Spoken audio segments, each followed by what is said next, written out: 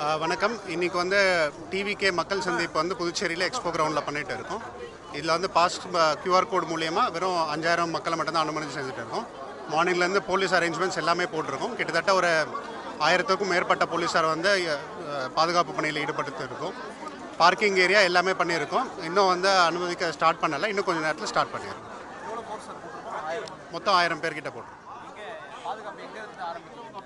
நம்ம border area 17 border area பாயிண்ட்ஸில் இருந்து உள்ள ஒயிட் டவுன் ஏரியா, அதே மாதிரி பார்க்கிங் ப்ளஸ் இந்த எக்ஸ்போ கிரவுண்டை சுற்றி ப்ளஸ் உள்ள எல்லா இடத்துலையுமே பாதுகாப்பு பண்ணிருக்கோம். நாங்கள் அனுமதிக்கப்பட்ட 5000 பேர் அது மட்டும் தான் வருவாங்கன்னு எதிர்பார்க்குறோம்.